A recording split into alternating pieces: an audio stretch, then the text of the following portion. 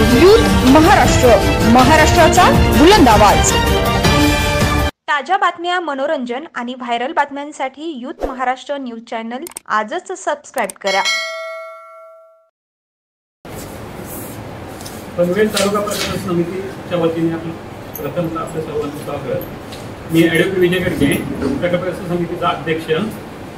आमची हीच भूमिका आहे जी आम्ही वारंवार ज्या भूमिकेसाठी 3 आंदोलने झाली, 9 ते 10 दिवस आम्ही पूर्ण 65 गाव महानगरपालिकेमध्ये वाड्या वगैरे गावे येतात, ते सर्व गावे मिळून एकत्र मिळून आम्ही 10 दिवस महानगरपालिकेसमोर आंदोलन केलं। आमची एकच त्याच्यामध्ये मागणी होती का पहिला 5 वर्षाचा मालमत्ता कर हा माफ करावा आणि 6व्या वर्षापासून चा मालमत्ता कर हा जसा नवी मुंबई आणि ठाण्यामध्ये मालमत्ता कर आधी ग्रामीण भागामध्ये ग्रामपंचायतीनुसार स्वीकारला जातो, तसाच मालमत्ता कर पनवेलमध्येही स्वीकारावा, हा आमची पहिली ही मागणी। आणि ही मागणी आम्ही कोणाला एका पक्षाला सांगितलं नाही, असं आम्ही सर्व पक्षांजवळ गेलो आणि सर्व पक्षांना आम्ही कागदोपत्री दाखवलं। आपल्याकडे कागदोपत्री आहे की आधी ठाण्यामध्ये नवी मुंबईमध्ये मालमत्ता कर हा ग्रामीण भागात जो त्यावेळी आकारला जात होता तोच आधी आकारला जातो। तीच आपली मागणी आहे, पहिला 5 वर्षाचा मालमत्ता कर कमी करा, माफ करा। आणि दुसरी मागणी अशी आहे की 6व्या वर्षापासूनचा जो मालमत्ता कर आहे तो ग्रामपंचायत करानुसार आकारण्यात यावा। आमच्यासाठी ज्या लोकांनी आमच्या सोबत आंदोलनामध्ये उतरले, कारण काय होतोय की फक्त इलेक्शन आले की तुम्हाला काहीतरी लालच दाखवलं जातो, काहीतरी रिक्वायरमेंट सांगण्यात आम्ही असं करू तसं करू, परंतु प्रत्यक्षात मात्र ज्यावेळी आंदोलन निघतात त्यावेळी आम्ही सर्व पक्षांना भेटलो आणि सर्व पक्षांना सांगितलं की बाबा असं आहे, असं नाही का एकाच कोणत्या पक्षाला सांगितलं। त्यामुळे जो पक्ष आमच्या सोबत होता आंदोलनामध्ये, माझी पनवेलकरांना सर्वांना विनंती असेल की जो पक्ष आपल्या सोबत आंदोलनामध्ये होते त्या पक्षात तुम्ही ठामपणे मतदान करायचं आहे। आपण 3 उमेदवारांची नावं घेतली, लीना गरड मॅडमचं घेतलं, आमदार साहेब प्रशांत ठाकूर साहेबांचं नाव घेतलं आणि माझे आमदार साहेब बाळराम पाटील साहेबांचं नाव घेतलं। प्रत्येक वेळी आघाडी सोबत होती, त्यात काही नवीन नाही।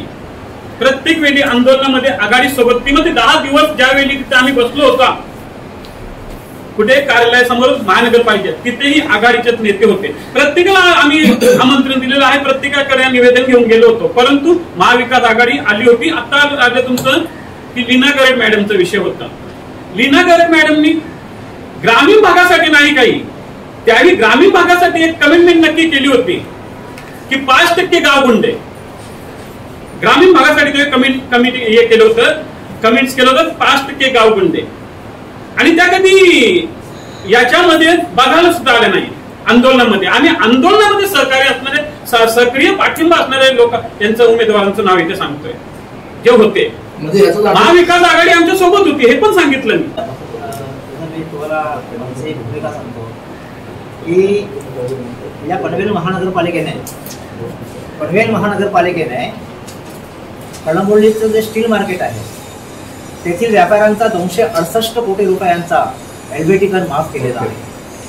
आणि म्हणून आम्ही आमची मागणी टाकली होती की आमचे जे प्रकल्पग्रस्त गाव आहेत, ज्यांनी नवी मुंबईच्या विकासासाठी आपल्या जमिनी दिलेल्या आहेत, त्यांचा तुम्ही पहिल्या 5 वर्षांचा पूर्णतः मालमत्ता कर माफ करून टाका। आणि ती तत्वतः आमची मागणी योग्य आहे आणि त्याचा विचार सुद्धा मंत्रालयाने पातळीवर केला जातो आहे। हा एक मुद्दा आहे। दुसरी जे आपली स्पेसिफिक जे आपलं म्हणणं आहे की मग तुमचा पाठिंबा कोणाला आहे, आमचे अध्यक्ष ॲडव्होकेट विजय गडगे यांनी आधीच सांगितलेलं आहे की आपण सगळे अभ्यासू पत्रकार आहात, आपण सगळे आमची आंदोलनं कव्हरेज केलेली आहेत, पाहिलेली आहेत। आणि त्यावेळी मी नाव घेऊन आम्ही सांगू शकतो की माझे आमदार बाळराम पाटील साहेब असतील, म्हणजे आता आम्ही उमेदवारांच्याच बाबतीत बोलतो, त्याच्या व्यतिरिक्त अजूनही नेते कार्यकर्ते आम्हाला पाठिंबा देण्यासाठी आले होते, परंतु सध्या आपली भूमिका फक्त जे आता निवडणुकीसाठी उमेदवार उभे आहेत त्यांच्या संदर्भात।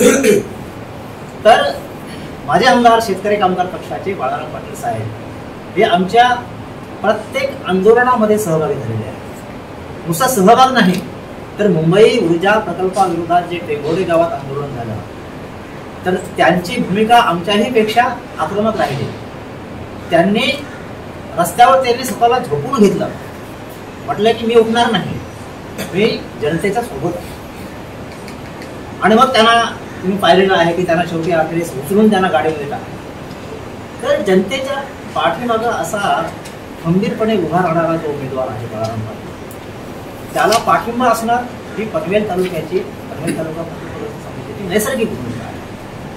आम्हाला आताचे सध्याचे आमदार जे आहेत ठाकूर साहेब, आमचं व्यक्तिगत कुणाचा हा विरोध नाही, परंतु ते आमच्या कुठल्याही आंदोलनामध्ये सहभागी झालेले नाही. उलट पक्ष भारतीय जनता पार्टीचे बाळासाहेब पाटील आहेत. बाळासाहेब पाटील आमच्या आंदोलनामध्ये सहभागी झालेले आहेत. त्यांचे आम्ही आभार मानतो. जर कदाचित ते जर उमेदवार असते आहात तर आम्ही कदाचित वेगळाही विचार करू शकलो असतो. परंतु आजच्या घडीला या तिन्ही प्रमुख उमेदवारांपैकी केवळ माजी आमदार बाळाराम पाटील साहेब या सोबत राहिल्यामुळे पनवेल तालुका प्रकल्प समितीचा पाठिंबा हा जनतेला आम्ही आवाहन करतो आमच्यातर्फे की जनतेने सुद्धा त्यांच्या पाठीशी राहावं ही आमची भूमिका आहे. जर आपण प्रशांत ठाकूर साहेबांनी मालमत्ता करासंदर्भात कधी प्रश्न उपस्थित केलेले नाही विधिमंडळामध्ये. नैना संदर्भात ते एकदा बोललेले आहेत, परंतु नैना संदर्भात ज्या आक्रमकपणे शेतकरी कामगार पक्षाचे भाई जयंत पाटील बोललेले आहेत तशी भूमिका स्पष्टपणे प्रशांत ठाकूर साहेबांनी घेतलेली नाही. आणि आमची भूमिका जी आहे ही आमची भूमिका आमच्यापुरती मर्यादित आहे. आमच्या पनवेल तालुका प्रकल्पग्रस्त समितीने जी आम्ही आंदोलनं उभारली, आमची अपेक्षा होती प्रशांत ठाकूर साहेब हे या पनवेल तालुका विधानसभा क्षेत्राचे जनतेचे प्रतिनिधित्व करतात, तर त्याने जनतेसोबत राहिलं असतं तर आम्हाला समाधान वाटलं असतं. आणि तशी परिस्थिती, आणि आम्ही त्यांना प्रत्यक्ष भेटलेलो आहोत. आम्ही कधीही दुजाभाव केलेला नाही. जे आले त्यांचं आम्ही स्वागत केलेलं आहे. परंतु विधान भवनामध्ये जी काही भूमिका प्रशांत ठाकूर साहेबांनी मांडलेली आहे ती थोडीशी संदिग्ध भूमिका आहे. ती तो नैना प्रकल्प व्हावा असंही त्यांचं म्हणणं आहे. तो होताना शेतकऱ्यांचा काही मागण्या आहेत त्याच्यावर विचार केला जावा. परंतु नैना संदर्भातली जी मुख्य समिती आमची आहे पनवेल तालुका नैना अभिवृद्धी समिती जी आहे त्यांचं म्हणणं असं आहे की आम्हाला हा नैना प्रकल्प नकोच आहे.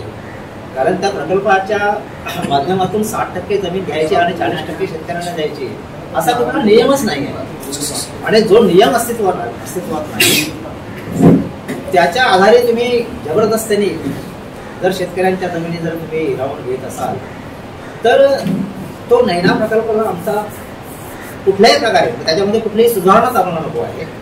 तो प्रकल्पच रद्द केला जावा अशा प्रकारची आम्ही भूमिका आहे. आणि मला असं वाटतं की त्यावेळी मसुदे बळवंत फडके सभागृहामध्ये आता अलीकडे जी मिटिंग झाली त्यावेळी आमचे ॲडव्होकेट विजय गडगेंनी जी भूमिका घेतली स्पष्टपणे की तुम्ही सगळ्या पत्रकार मंडळीने म्हणजे प्रिंट मीडिया असेल आपण मंडळी आहात त्या सगळ्या माध्यमाने त्यांचं कौतुक केलेलं आहे की ते जे कोणी सन्माननीय जे मार्गदर्शक आमचे आले होते त्यांच्यापेक्षाही स्पष्ट आणि अभ्यासपूर्ण भूमिका ॲडव्होकेट विजय गडगे यांनी मांडली होती. आणि त्याच्यामध्ये नैना संदर्भातली आमची भूमिका एवढीच आहे, आमच्या विकासाला विरोध नाही आहे. विकास हा व्हायलाच पाहिजे, तो आता आम्ही रोखू शकत नाही. कारण तो विकासाचे सगळं जे आहे तो वाईट असेल चांगला असेल तो आमच्या दारापर्यंत आलेला आहे. परंतु जर केंद्र सरकारने शेतकऱ्यांच्या हितासाठी भूसंपादनाचा नवीन 2013चा कायदा काढलेला आहे त्या कायद्याचं देशभरात सगळ्या शेतकऱ्यांनी स्वागत केलेलं आहे. तर तो कायदा आम्हाला लागू करा. त्याचे जे काही फायदे आहेत ते तुम्ही आम्हाला द्या. आम्ही आमच्या जमिनी तुम्हाला द्यायला तयार आहोत. अशा प्रकारची स्पष्ट भूमिका जर सन्माननीय प्रशांत ठाकूर साहेब यांनी मांडली असती तर त्याचं आम्ही स्वागत केलं असतं. आम्हाला नैना प्रकल्पामध्ये कुठल्याही प्रकारची सुधारणा नाही. कारण तो शेतकऱ्यांना येथील ग्रामस्थांना येथील भूमिपुत्रांना पूर्णतः उद्ध्वस्त करणं अगदी विशेषतः धोरण नजरेत ठेवून या प्रकल्पाची अंमलबजावणी होत आहे. आपण बाळाराम पाटील यांना उघड पाठिंबा देत आहात. मात्र या महाविकास आघाडीमधून अनेक आंदोलनं जातात. या आंदोलनामध्ये बबनदादा पाटील असतील हे आता बाहेर पडलेले आहेत, महेंद्र घरत असतील हे बाहेर पडलेले आहेत. स्थानिक लेवलला फक्त महानगरपालिका क्षेत्रापुरते जे काही पदाधिकारी आहेत ते बाळाराम पाटलांच्या सोबत आहे. याचा फटका बाळाराम पाटलांना बसणार नाहीये का? आता कसं आहे की आम्ही तसे काय विश्लेषक नाही आहोत. निवडणुकांचं जे काही आता प्रचार वगैरे चालू आहे तो फटका कुणाला बसावा कुणाला बसून त्याला दुसरी कारणीभूत आहे की महाविकास आघाडीमध्ये थोडेसे तुम्ही पाहिलं असं उरणमध्ये आणि जे काय झालं त्याच्यामुळे, नाहीतर मग याचा एकाच एक उमेदवार उभा राहिला असता पनवेलमध्ये सुद्धा आणि उरणमध्ये सुद्धा आणि अलिबाग तालुक्यामध्ये दोन्हीच्या पक्षांना ते फायदेशीर ठरलं असतं. त्याच्यामध्ये आम्ही अधिक जात नाही. आम्ही एक सामाजिक संघटना म्हणून आमची भूमिका आमच्या आंदोलनामध्ये ज्यांनी पाठिंबा आम्हाला दिलेला आहे त्यांना जनतेनं सहकार्य करावं ही आमची भूमिका आहे. तुमची प्रत्यक्ष आणि भूमिपत्राने एवढंच आवाहन करेल का आतापर्यंत आपण ह्या 8 वर्षामध्ये मालमत्ता कराचा विषय प्रत्येक संघटनेने लागून घेतलेला आहे. ह्यापूर्वी पंचनगर संघर्ष समितीने लागून घेतला होता आणि आता आम्ही लागून घेतलेला आहे पनवेल तालुका प्रकल्प समितीने आणि आंदोलनही खूप झाली. अशा वेळेस ज्यांची सत्ता होती, ज्यांना अधिकार होते, ज्यावेळी त्यांना संधी होती त्यावेळी संधीचा त्यावेळी सोनं करून घेतलेलं नाही. आणि आज तीच माणसं ज्यांना संधी होती तीच माणसं आंदोलनकर्त्यांवर गुन्हे दाखल करा असे स्टेटमेंट देतात. मग ही अशी माणसं जर पुढे जर आपल्याला पुन्हा जर पाहिजे असतील तर मग तुमचे आंदोलन हे कुठेच दिसणार नाहीत. कारण ज्याच्या हातात सत्ता आहे तोच जर सांगायचं गुन्हे दाखल करा तर मग पुढे कसं होणार. आता जर खरंच जनतेला वाटतोय की आपलं काहीतरी झालं पाहिजे, चांगलं झालं पाहिजे, तर मग ज्याने आपल्याला आंदोलनामध्ये सहभाग घेतला, सक्रिय सहभाग तोही जो पाठी आपल्या सोबत राहिला त्यांना नक्कीच मदत केली पाहिजे. आपण हेच माझं पनवेलच्या जनतेला सांगणं आहे. सर, हे सुज्ञ आहे, जनतेला सगळं काही माहिती झालेलं आहे. गेल्या 5 वर्षापासून मुळात ऑक्टोबर 2016 पासून महानगरपालिकेमध्ये जी 23 ग्रामपंचायती आणि 65 गाव, वाड्या, वस्त्या, आदिवासी पाडे ह्या ज्या विलीन करण्यात आल्या, मुळात यांचा भौगोलिक विचार केला आपण तर या 23 ग्रामपंचायती सिडको, MIDC आणि इतर सरकारच्या महत्वाकांक्षी प्रकल्पासाठी भूसंपादित केल्या गेल्या. मुळात सरकारचं धोरण आहे ज्यांच्या 100% जमिनी भूसंपादित होतील त्यांचा सर्वांगीण विकास, मग तो शैक्षणिक असेल, सामाजिक असेल किंवा विविध प्रकारच्या सुविधांचा विकास असेल, ते धोरण शासनाने अवलंबलं होतं आणि ते धोरणच आहे. त्यांचा विकास करण्यासाठी शासन जबाबदार आहे, ही शासनाची जबाबदारी आहे. परंतु सत्ताधाऱ्यांनी, कारण देशामध्ये कायद्याचं राज्य आहे आणि कायद्याचं राज्य असताना आमदार म्हणून 6 लाख जनतेने 6 लाख लोकांची भूमिका मांडण्यासाठी जो आमदार म्हणून निवडून देतो त्यांनी ती भूमिका शासन स्तरावरती मांडली गेली पाहिजे.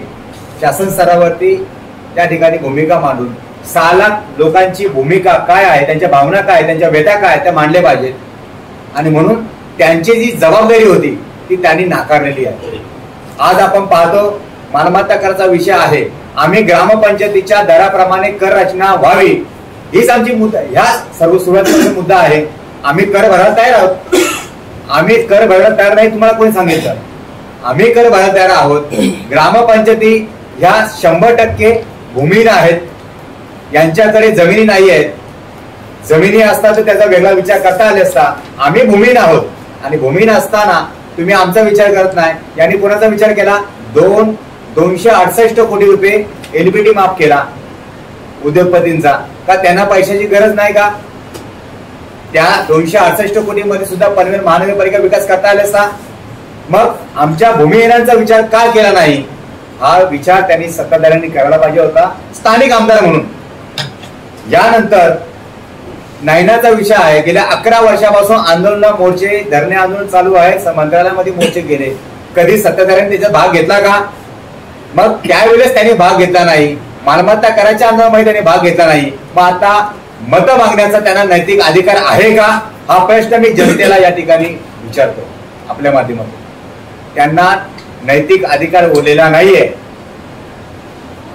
या ठिकाणी. त्यानंतर सांगतो पाण्याचे मीटर, आता नल कनेक्शनला पाण्याचे मीटर लागलेले आहेत. याच्यावर कुठल्याही प्रकारचा शब्द काढताना दिसत नाहीये. निवडणुका झाल्या का ते लागणार आहेत. स्मार्ट मीटर घराघरामध्ये लागणार आहेत. महाराष्ट्रामध्ये सगळ्या ज्या ज्या ठिकाणी आमदार असतील त्यांनी विरोध केला, मग पनवेलच्या आमदारांनी विरोध का केला नाही हा प्रश्न आहे. याच्यावर मी तुमच्याच प्रश्नावर येतो मी. विषय असं होतं की तुम्ही सांगितलं की प्रचार कराल का, आम्हाला प्रचार करायची गरज नाही. विषय लक्षात घ्या. ऍक्च्युली जे आधी पत्रकार परिषद होतोय की प्रत्येक गावातल्या महिला वगैरे महिला मंडळ आणि अनेक गावातली लोक मला स्वतः फोन करून सांगितलं की गडगे साहेब आपण एखादी भूमिका घ्यायलाच पाहिजे, अन्यथा आपण कंटिन्यू मोर्चेच काढत बसायचे का. निर्णयात्मक भूमिका ज्यावेळी निर्णयात्मक भूमिका घ्यायची वेळ येतो त्यावेळी लीडर म्हणून योग्य वेळी योग्य संधी साधून योग्य निर्णय घेणे हा लीडरचा काम असतो. मला आमच्याच सर्व महिला मंडळांनी आणि सर्व गावागावात लोकांनी कॉल करून सांगितले साहेब आपण भूमिका घ्या, म्हणून इथं आपण भूमिका आज घेतोय. आणि जी भूमिका घेतली ती तुम्हाला आता सांगितलेलीच आहे.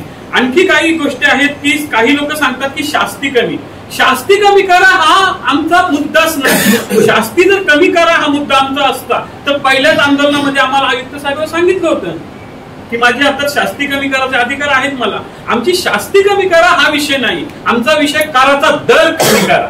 जर दर कमी झाला तर लोक आमच्या ग्रामीण भागातील जनतेला न्याय भेटतोय. नमस्कार, मी प्राजक्ता संतोष गोवारी, महिला आघाडी प्रमुख.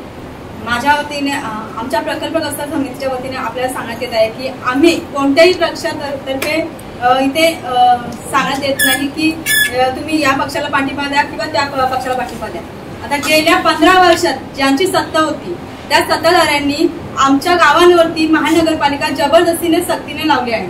आणि त्याच्यानंतर जो मालमत्ता कर वाढवला आहे तो भरमसाठ, म्हणजे बृहन्मुंबईला जो मालमत्ता कर होता त्याच्यापेक्षा अवाढव्य मालमत्ता कर आज आमच्यावर लावला आहे. आणि आज आम्ही कित्येक वर्ष आंदोलन करून सुद्धा आम्हाला सत्ताधारी पक्ष आमच्या पाठीमागे राहत नाही. आम्ही असं नाही का त्यांना लेटर दिलं नाही, आम्ही सर्वांना लेटर दिलं, सर्व सत्ताधारी पक्षांना लेटर दिलं. पण आज मी माझ्यातर्फे सर्व महिलांना किंवा गावकरी बंधूंना सांगू इच्छिते की आज आपल्या मोर्चा मालमत्ता करायचा मोर्चा असो किंवा नयना विरुद्ध लढणारा मोर्चा असो किंवा तोडक कारवाई जी घरावरती झाली, ज्या वेळेस जो प्रतिनिधी उमेदवार आपल्या प्रसंगाला धावून आला त्याला निवडून द्या.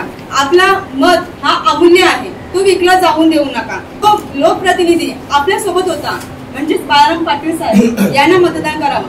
का तर ते जेव्हा आमच्यावरती तोडक कारवाई झाली, जेव्हा मालमत्ता करायचा मोर्चा होता, जेव्हा नयना विरुद्ध आंदोलन आम्ही आखले त्यावेळेस जो प्रतिनिधी उभा होता त्या प्रतिनिधीला आपण निवडून द्यावा अशी आमची इच्छा आहे. आणि आज सुद्धा आंतरराष्ट्रीय विमानतळाला आम्ही आंदोलन काढली त्याच्यामुळे सत्ताधारी पक्ष बोलत होते की नयना आपण दिवा पाटील साहेबांचं नाव द्यावं.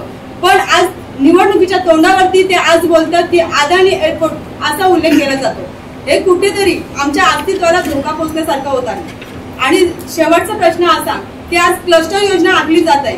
जी क्लस्टर योजना आहे ती सगळी गावाच्या गावं विकली जात आहे. मग गावाच्या गावं विकून तुम्ही एका बिल्डिंग मध्ये स्थापन करणार. मग आम्ही एवढ्या मेहनतीने एवढी मोठी घरं बांधलेली आहेत, मग ती आमचं अस्तित्व आम्ही नष्ट करणार का. कुठेतरी आमच्या मनाला प्रश्न पडले. म्हणून मी आमच्या प्रकल्पग्रस्त समितीच्या वतीने सांगू इच्छिते की सर्वांनी जो इच्छुक उमेदवार आहे, जो आपल्या संकटाला धावून येतो, अशाच उमेदवाराला आपण निवडून द्यावं.